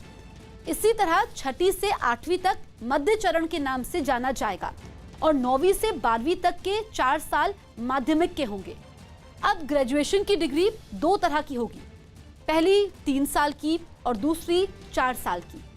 जो छात्र पोस्ट ग्रेजुएशन करना चाहें वो 4 साल वाला कोर्स कर सकते हैं, जिसके बाद पोस्ट ग्रेजुएशन केवल 1 साल की ही करनी होगी।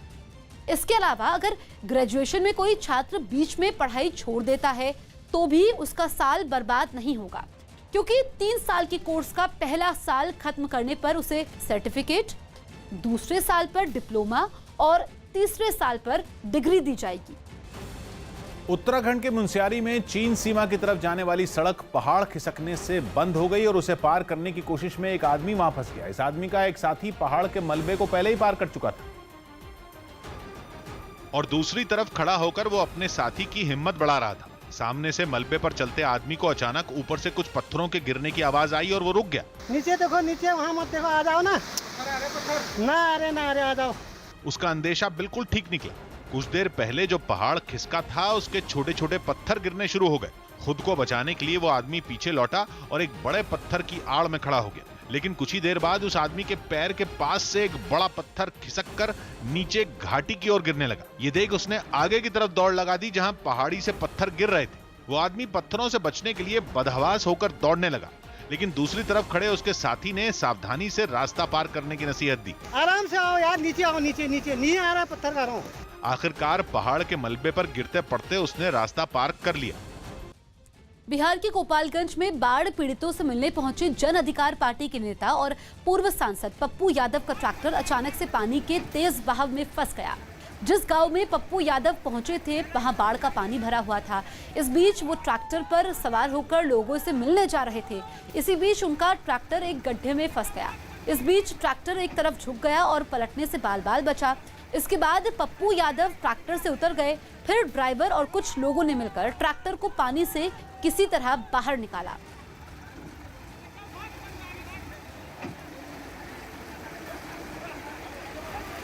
देश की सरहदों का रक्षक रफाल आखिरकार देश की जमीन पर पहुंच गया। फ्रांस से हुए 36 रफाल के सौदे के तहत 5 रफाल अंबाला में उतरे, जहां सेना की गाड़ियों ने वाटर सैल्यूट देकर रफाल का स्वागत किया। दोनों तरफ से हो रही पानी की बौछार के नीचे से रफाल गुजरते दिखे। रफाल जैसे किसी मल्टी रोल एयरक्राफ्ट की जरूरत देश की वायुसेना को करीब 12 साल से महसूस हो रही थी। भारतीय वायुसेना का रफाल का इंतजार आज उस वक्त खत्म हो गया जब रफाल फाइटर एयरक्राफ्ट अंबाला के एयरबेस पर लैंड हुए। करीब 3 बजे अंबाला के आसमान में रफाल की गरज सुनाई देनी शुरू हुई। थोड़ी ही देर में कैंट एरिया के आसपास आसमान में रफाल उड़ते हुए भी दिखे।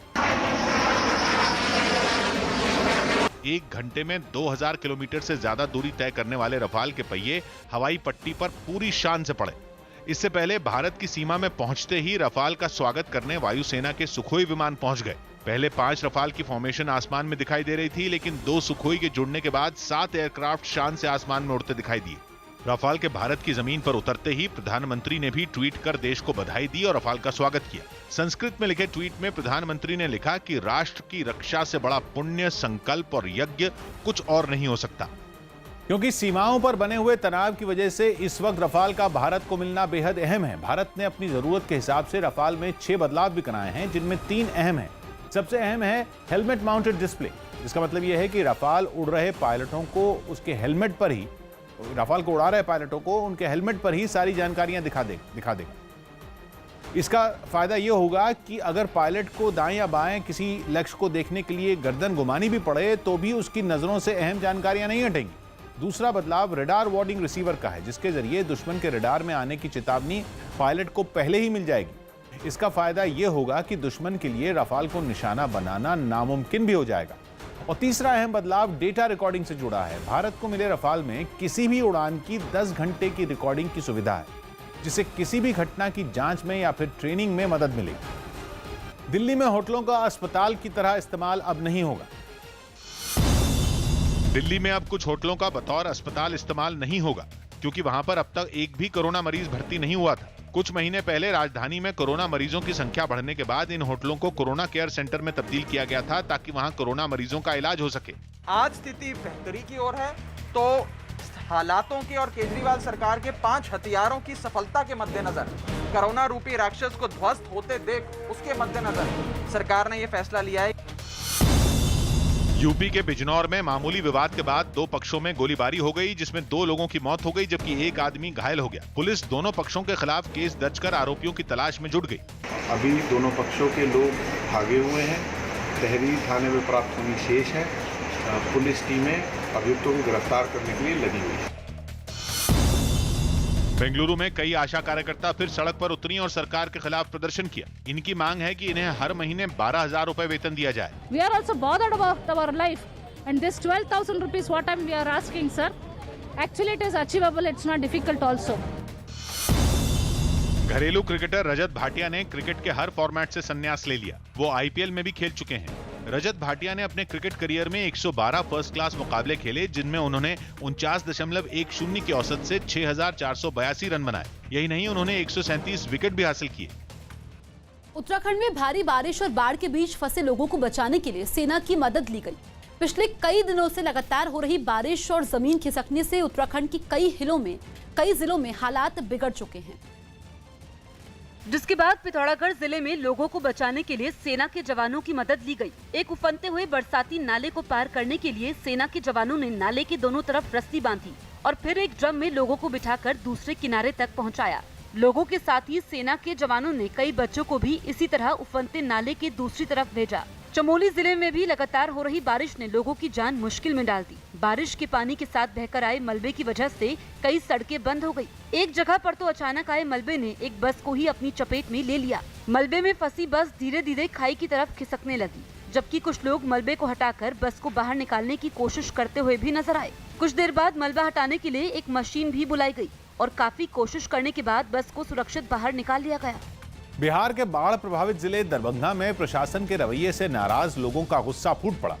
बाढ़ की वजह से सड़क किनारे रह रहे इन लोगों ने प्रशासन पर उनकी पूरी तरह अनदेखी का आरोप लगाया और प्रशासन की तरफ से बाढ़ प्रभावित लोगों के खाने के लिए जो खिचड़ी भेजी गई उसे भी लेने से इनकार कर दिया। जिस ट्रैक्टर ट्रॉली में वहां खाना भेजा गया, कुछ लोग उसे घेर कर खड़े हो गए और उन्होंने खाना लेकर पहुंचे लोगों से बहस शुरू कर दी। हंगामा कर रहे लोगों ने आरोप लगाया कि एक तो उन्हें वक्त पर खाना नहीं मिल रहा और जो मिल भी रहा है वो खाने लायक नहीं है। कल में खाना हम लोग को नहीं दिया, 48 घंटा पर आज खाना आया। बाढ़ प्रभावित लोगों के लिए खाना लेकर पहुंचे एक सरकारी कर्मचारी ने भी लोगों की शिकायत सुनी और जल्द उसे दूर करने का भरोसा दिया। इनकी मांगे जो है वो जायज है कि अगर इनको अच्छा खाना मिलेगा तो शायद ये लोग विरोध नहीं करेंगे। आप ये मानते हैं? हम मानते हैं और कल से इस तरह की कोई शिकायत यहाँ नहीं होगी। दरभंगा में लोगों के इस हंगामे की वजह से काफी देर तक सड़क पर ट्रैफिक जैम रहा और इसी तरह का ट्रैफिक जैम बिहार के मुजफ्फरपुर में भी देखने को मिला। वहां भी एक बाढ़ प्रभावित इलाके में कुछ लोगों ने प्रशासन के रवैये पर नाराजगी जताई और सड़क के बीचों बीच रेत के कट्टे और बांस के डंडे रखकर ट्रैफिक जैम कर दिया।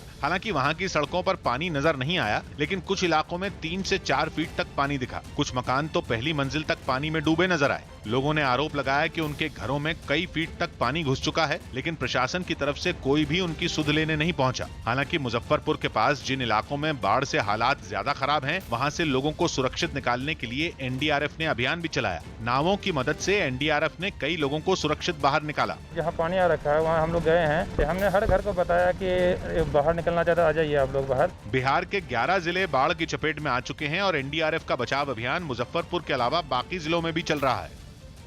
बिहार के रक्सौल में बाढ़ का पानी थोड़ा कम जरूर हुआ है, लेकिन लोगों की मुश्किलें अभी खत्म नहीं हुई है। बाढ़ का पानी कम होने के बावजूद अब भी सड़कों, बाजारों और यहाँ तक कि घरों में भरा हुआ है। इसकी वजह से अब यहाँ पर पीने की पानी की दिक्कत शुरू हो गई है। हैंडपंप से निकलने वाला पानी भी अब साफ नहीं रह गया है। इसके अलावा पानी के साथ आसपास गंदगी फैली हुई है, जो कि महामारी को दावत दे रही है।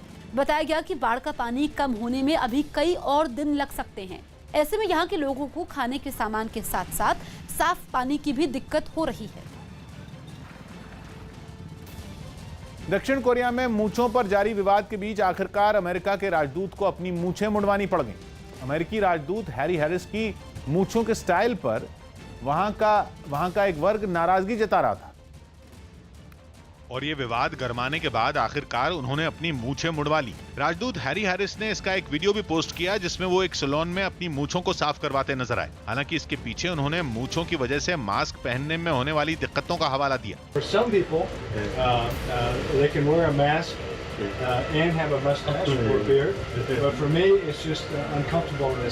इससे पहले हैरी हैरिस की मूंछों पर वहां की सियासत गरमा गई थी। दरअसल उनकी मूंछों का स्टाइल कोरिया पर राज करने वाले जापानी शासकों से मिलता जुलता था। इसी वजह से उन पर दक्षिण कोरिया के लोगों का अपमान करने का आरोप लगने लगा था। अयोध्या में राम मंदिर निर्माण के साथ मस्जिद बनाने की कवायद भी शुरू हो गई। अयोध्या के रौनाही में आवंटित जमीन पर मस्जिद बनाने के लिए सुन्नी वक्फ बोर्ड ने ट्रस्ट के गठन का ऐलान कर दिया। मस्जिद निर्माण के लिए बनाए गए इस ट्रस्ट को इंडो इस्लामिक कल्चरल फाउंडेशन नाम दिया गया है। बताया गया कि मस्जिद के लिए बनाए गए इस ट्रस्ट में 15 सदस्यों को जगह दी गई है। हालांकि अभी केवल 9 मेंबर्स ही इसमें शामिल किए गए हैं और उनके नामों का ऐलान हुआ है।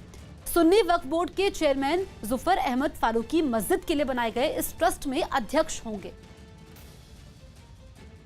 बिहार के सीतामढ़ी में एक महिला ने एक मनचले की जमकर पिटाई कर दी। आरोप है कि ये शख्स पिछले कई दिनों से महिला को परेशान कर रहा था। आखिरकार परेशान महिला ने उसे पकड़ लिया और उसकी पिटाई शुरू कर दी।